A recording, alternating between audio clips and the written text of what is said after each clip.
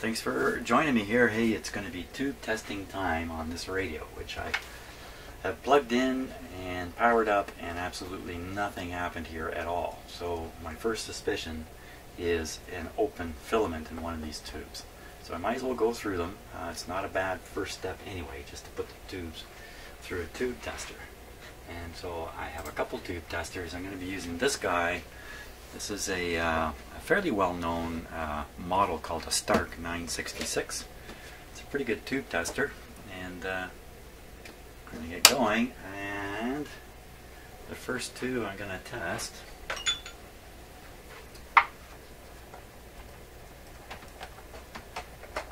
is this guy here.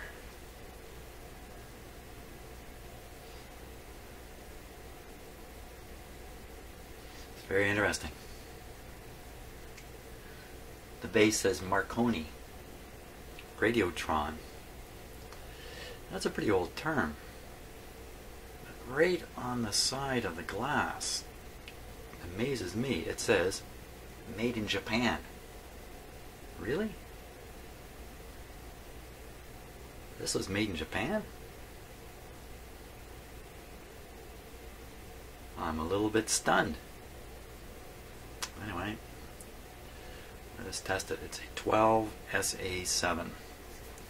A 12SA7. So, first tube, I'll let you watch the whole process, and then from then on, I'm just going to show you the results as I do each tube. So, rather than wheel the chart down here, it's easier if I just use a PDF version of it, which I have here.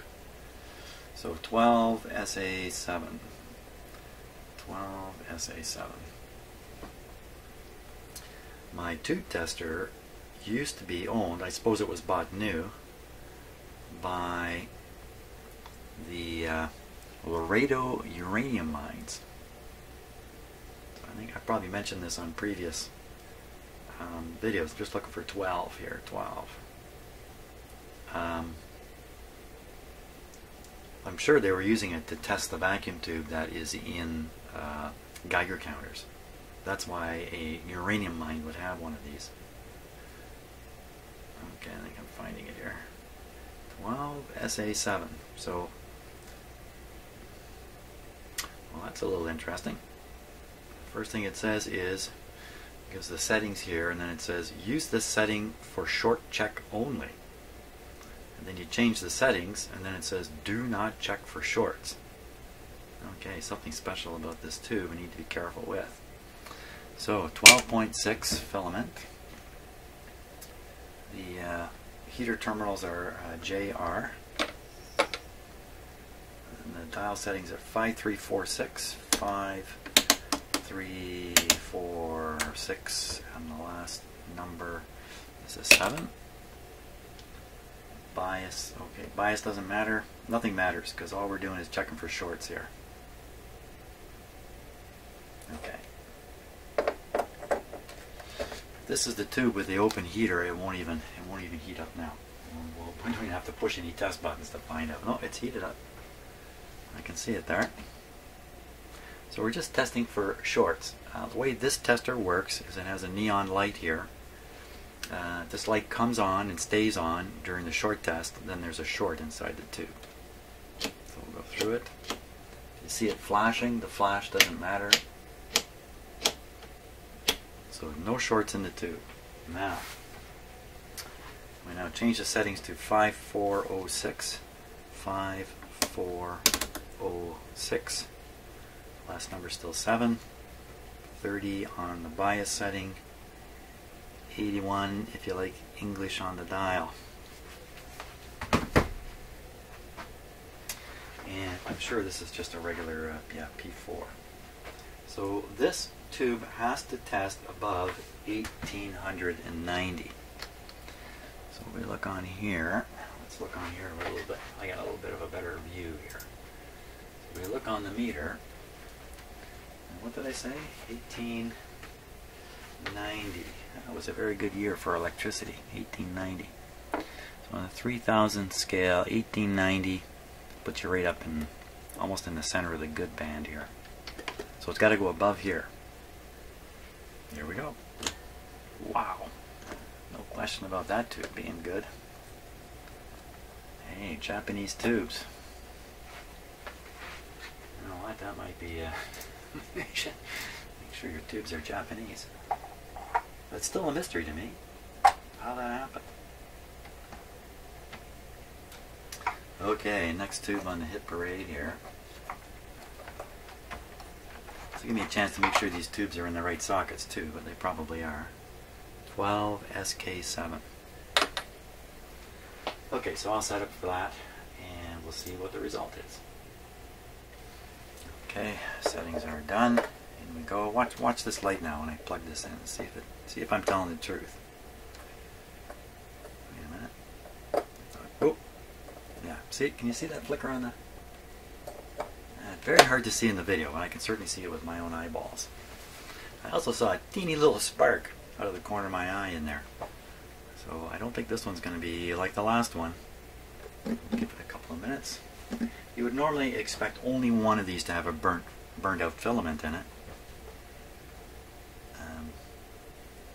And I think a lot of these older radios, when the day came that somebody turned it on and it didn't work, that was it for that radio. It's going on a shelf and they're going to get a new radio. So, and quite commonly what would happen, especially with this kind of radio, is a filament would open in a tube, the whole radio's dead, that's the end of it. All it is a tube. If you can figure out which tube it is, bingo. Well, maybe not bingo. Other parts have deteriorated over the years, waiting for this to come around. Okay, let's go with the short test. There's the flash. Perfect. P4, we're testing the I think it's a triode in here. And this should go up just before we do it. SQ7, this should go over 630. So 630 is down in this area. It doesn't have to go very high. Ah, it's just on the edge, isn't it? So we'll do it in English now. English means the words mean something. Let's see what it says.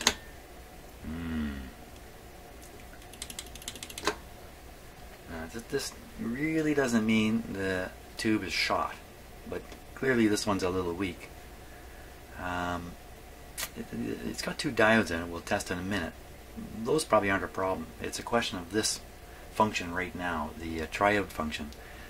What this tube is doing is it's taking the audio, which has just been detected, and preamplifying it to go further on into the radio's audio section.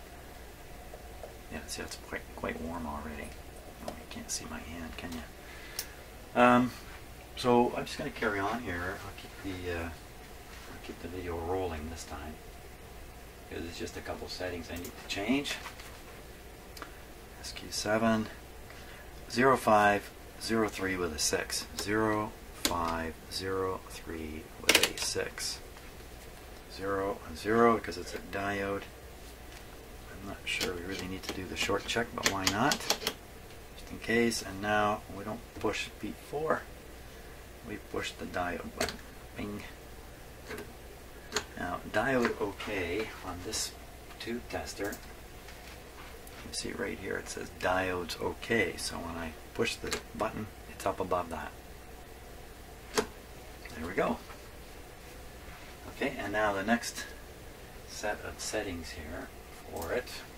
We'll do the other diode 04036. 04036. Let me just move one control. That's right. 00P1, same thing. Check for shorts just because I like to do it. No, actually it's important to check for shorts because you don't want to try to test a shorted tube. P1. Okay, so this tube is working. It's not the strongest tube in the world. Now we're getting to the two tubes that usually are the cause of trouble. And that's the rectifier tube and the output tube. See how much bigger they are than the rest? They're bigger because they run hotter. They run hotter because they need the heat because these are high current tubes, so they need a pretty, and they're larger, again, more area, more current flow through the tube. Okay, so we'll check this guy out. He's a 50L6. I'll get the tester set up for that. Okay, let me just double check before I plug it in. JR, that's right, 5347, 5347, with a 0 on the end. The filament voltage is set to 50 on here. I don't want to forget I got this on 50. There's one easy way to damage tubes with a tube tester. It's test one of these, turn this up to 50, forget you did that, plug a 6 something or other in looking for 6 volts, it's going to get 50 on the heater. Unless you move really fast, that tube will be gone. This guy is built for 50.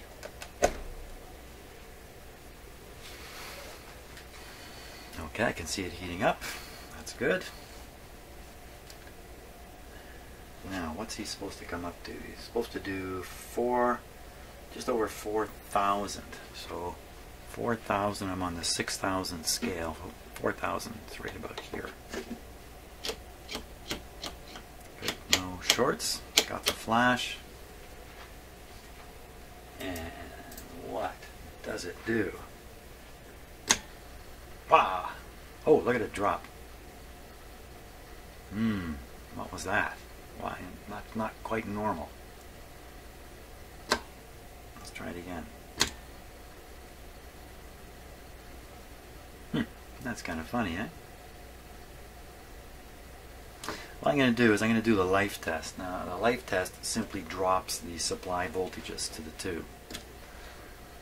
It drops them a little bit, and the idea is if the tube goes way down, then there's not much left in it. Okay, so I'm flipping the switch, and maybe the switch doesn't do anything. That didn't make any difference, did it? So I'm going to turn the heater voltage down.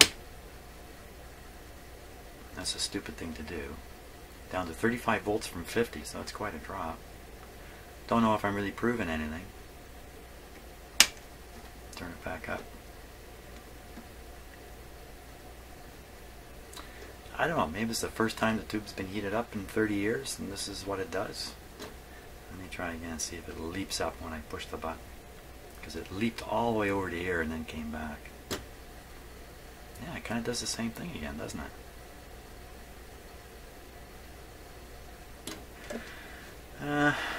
Not sure how to interpret that. Okay, if we set the meter to English, it's well into the good. Did it again.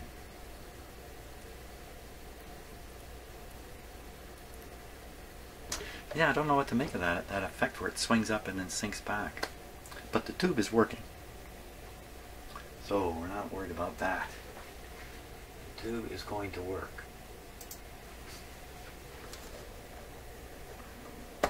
Lots of heat in that thing. These are hot tubes. These are the ones you burn your hands on. Hot, hot, hot. Okay, and the rectifier tube. These guys wear out because they're about the hardest working tube in the whole set, because after all the power that's driving the tube electronics, all the high voltage, all the current is all going through this guy.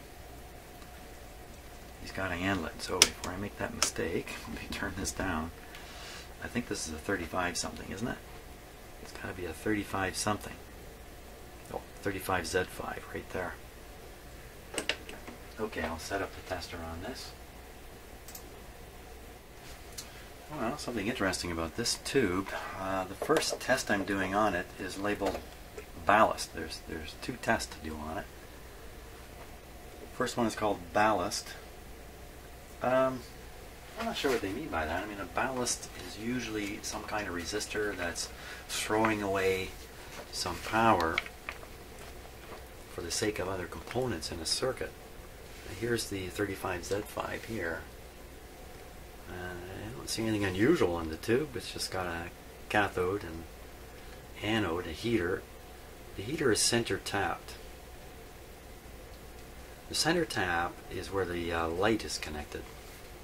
And the purpose of the light in a little radio like this is to take the inrush of current, take the shock, shock's not the best word, when you first turn the radio on, all the heaters are cold, so a lot of current will rush in until they warm up a bit. And what the light does is the light is in a series, semi-series, I think would be the best way to put it. It's in sort of semi-series with the tube heaters. I may have this story totally wrong, by the way. So when you first turn the radio on, the fairly high, relatively high resistance of the filament in the light, which also heats up like that, takes the inrush current. Then later, after the tube's resistance goes up as the heaters heat up, the total current flow falls off. It happens fairly rapidly. So you turn the radio on, you'll see the light will go up and then down like that, quite rapidly. Stay very low, and then as you hear the radio come to life, the light will get brighter again, because some of the DC voltage that's used to power the radio is also going through the light. Something like that. I invite you to read up on the internet if you really want to learn it better. This guy's got to be pretty warmed up by now. So in this ballast setting I'm using right now, the only test I do is turn the short and expect to see light on the whole time. Oh. Hey, what's going on there? Let me look at this a little closer and see. 35 Z5 short on 1, 2, 3, 4, and 5. 5, 4, 3, 2. 1, 2.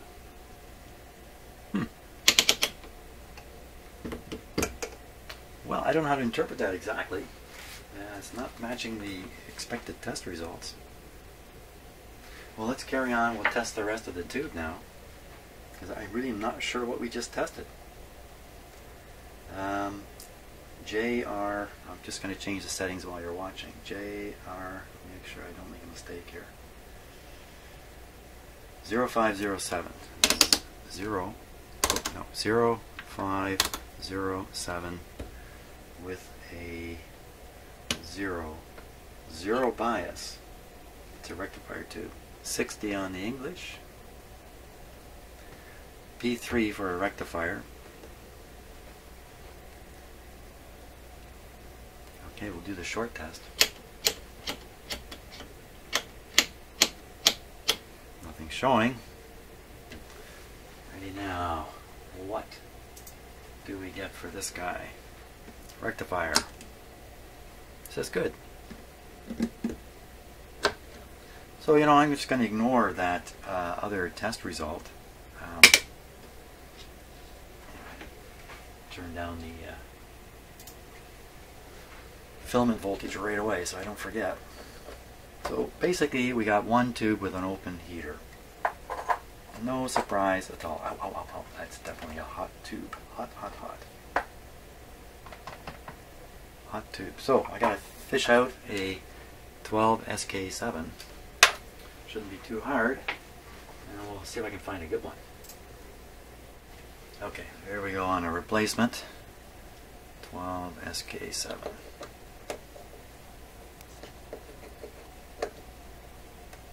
Yeah, saw that. Double check JR for sure. It has to be correct now. 4765 with a 3. 4765 with a 3. Looks like 22 and 72. Good. Well, we'll see if it's good. Uh-oh. Nothing.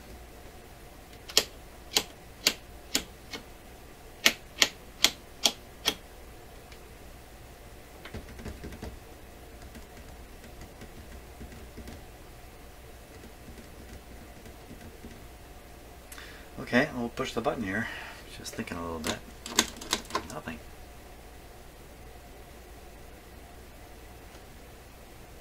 No, I didn't just mix up these two tubes, did I? No, this one I put in, I saw the heater go. This is the one from the radio, I'm quite certain. Yeah,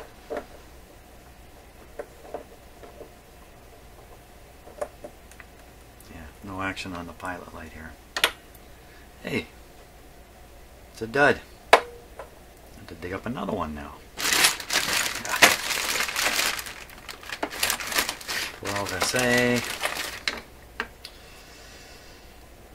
Okay, 12SK7. 12SK7. Yep, that's it. Okay, another one. Well, I wasn't watching.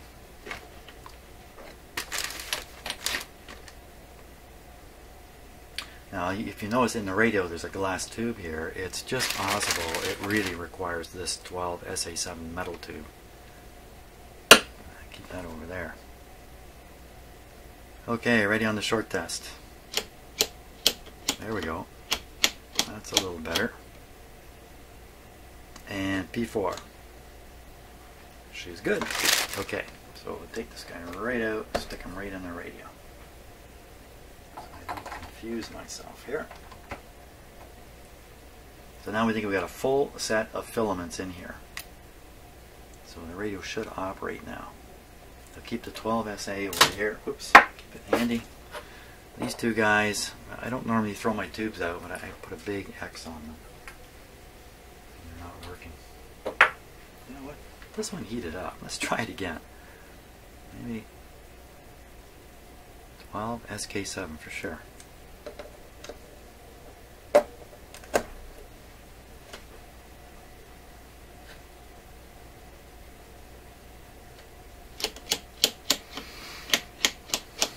No light, no action.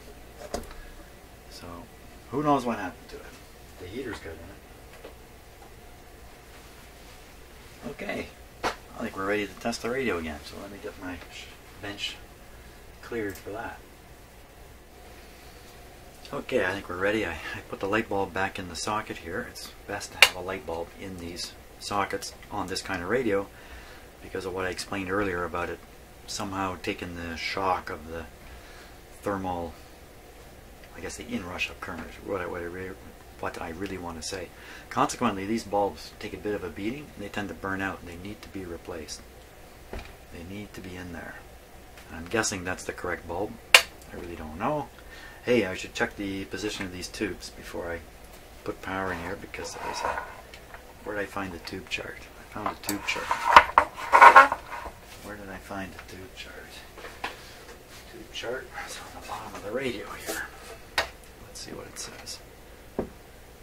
So the 35 Z5's at the back here, that's right. 50L6, the SQ is there, the K is there, and the A is there. Perfect, they're all in the right place. What is that? Is that a MT or a GT? Doesn't say. MT is metal tube, GT is glass tube. Doesn't say. I'm willing to bet that should be a metal tube. But I don't know if it's going to make any real difference. Okay, so we don't know if the set is on or off.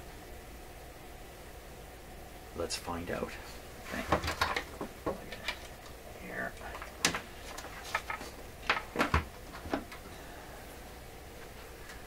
Now once again, a critical deal here, firing up a radio for the first time is how much.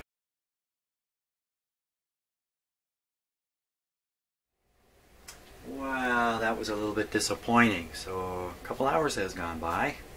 The last video clip ended suddenly. And something happened afterwards. I didn't get it on video. And what actually happened was my computer hard drive got packed while I was shooting the video. And what the software that I use does, when it detects the spaces running out in the hard drive, it just stops recording and saves the file. It's up to me to notice that it has stopped recording. So unfortunately, I can only tell you about what happened. So here's the rectifier tube. It's out of the radio for a reason. Okay, I got my replacement one sitting here just waiting. There's a reason. And by the way, here's my hard drive. Then I had to copy a whole pile of files over onto my archive hard drive and delete them off my computer so I could continue here, by the way. So here's what happened, and I'm so sorry that I didn't get this on video because it was one of the more exciting things that have happened in my shop here. Hey, why don't I just try again? Why don't I just try again? I'll just try again. Okay. Let's make sure of a couple things before I try again. Power's off. This is the rectifier tube. Remember in the tube tester said there was something wrong with this tube. And I just kind of had a little bit of doubt. Maybe that's what's happening here. So, now, keep your eye upon the light bulb. And I'll be putting this on with restricted power. Let's see what happens. I don't know. There we go. Watch this. Nothing will happen this time. Oh, no, oh. There. That was it. That was it. Okay, maybe it wasn't the most exciting thing. It was exciting because I wasn't expecting it when it happened. That's what made it exciting. Well, that bulb looks stupidly bright to me. And that could be maybe due to the heater being defective in this tube, and maybe that had something to do with that ballast test that it seemed to fail. Now my handy dandy replacement tubes here. Dig around my box. I got 4 of them, but 2 of them have got black X's on them. So I'm left with 2. My option is, this one's got a lot of corrosion on one of the pins. This one looks nice. Pop it right in there. 35Z5 made in Canada. Pop it right in and give it a go, or put it in the tester first? I say let's pop it right in. The reason I'm willing to do that is because I do have the dim bulb system here, so let's hope it works, because I haven't got too many of these. I only got one more beyond this.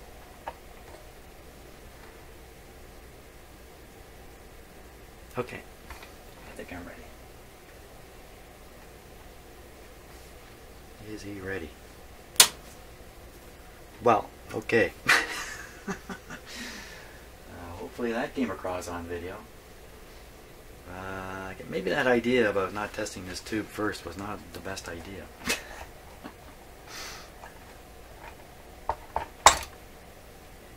I've only got one.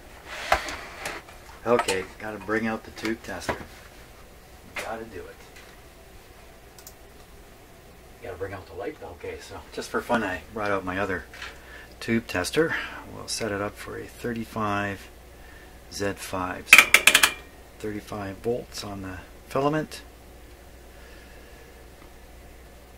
Okay, signal is set to, oh, doesn't matter, it's a rectifier. No concerns over the bias. 07003. 07003. 0610.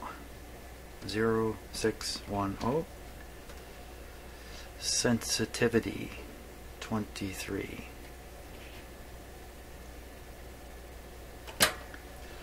Most important plate is E. Rectifiers and diodes. And that's all it is. So now if we look at the dial more closely,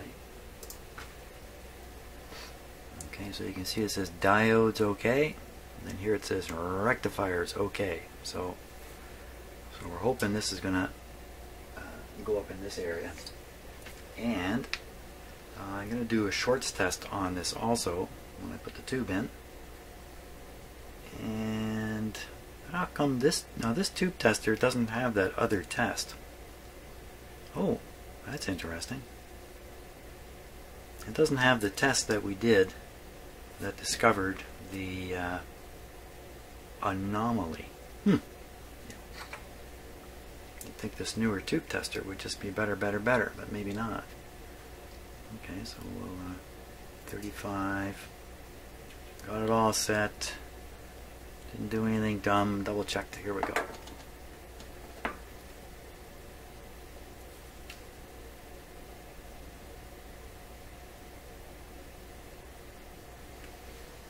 I don't see anything happening at all.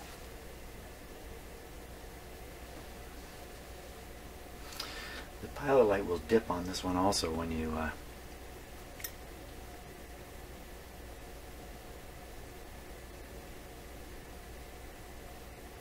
I don't think we're getting anywhere, so we'll try the basically a shorts test. On this one, if there's a short, the meter will go up, way up.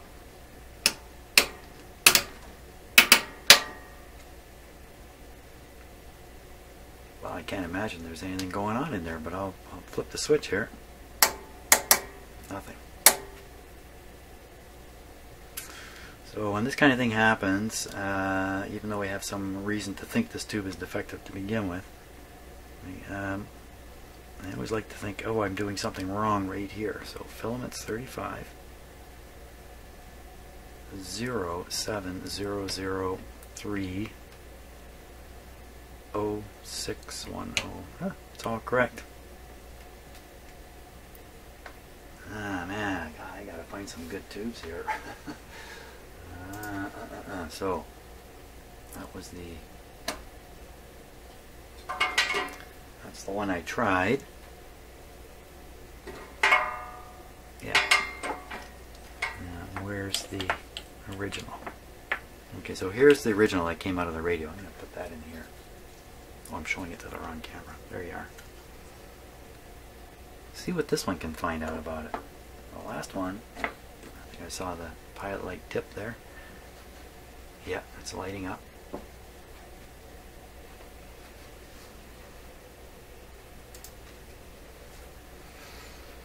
Okay, so we'll do the leakage test.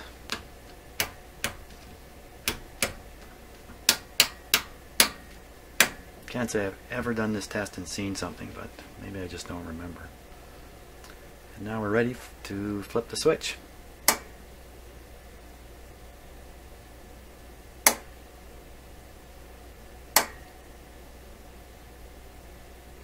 Rectifier okay.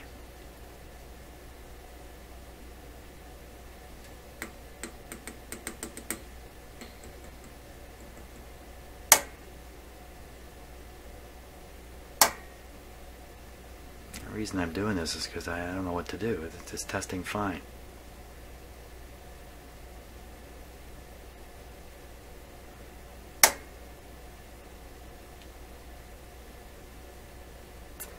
What to think here? What's going on here? What is so? The replacement tube was. I'm showing you again. We're not. The replacement tube was probably bad.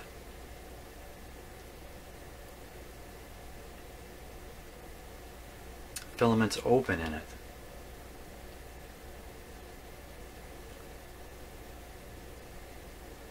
Why does it make the light come on so bright it burned out? I don't know. Don't know. I'm letting this thing just run for a while here.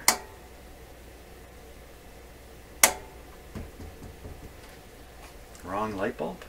It's a very small light bulb. Most radios have a number 47 in them. This isn't a 47. What is this?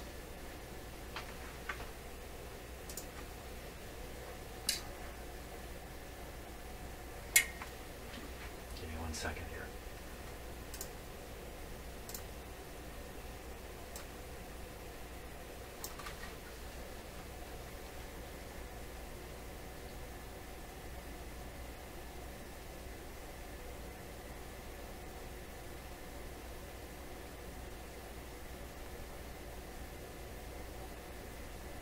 ISDN Mazda Classic. Glass? What is that? Classico? 6 to 8 volts. 51. Oh, I thought it might be a 55. 51. 6 to 8 volts. I think that's the problem. I don't think that's very healthy in here. 6 to 8. No, that's not true. Let's see. You've got a something funny going on here. Something funny going on. Time for a schematic. Because I gotta find myself a schematic. Okay, I got the schematic, and Yikes, I wanted to know a little more about this light bulb. So it shows PL1, pilot light number 1, and over in the parts list it just says pilot light. It doesn't actually say what light it should be, which is driving me nuts. Maybe it's hidden somewhere else on this sheet, but I haven't found it. So there's a light. Now how's it wired into the circuit? Here's the heater through here. Okay, what's that? R4. Oh, I can't even read those. Okay, no problem though. Not to worry about this. Here's the heater. Now the heater has a center tap, and the center tap is involved with this light normally. So what is going on? So you can see the... You know what? I can't fathom this. I cannot fathom this. Heater, cathode, plate, feeding through the light bulb.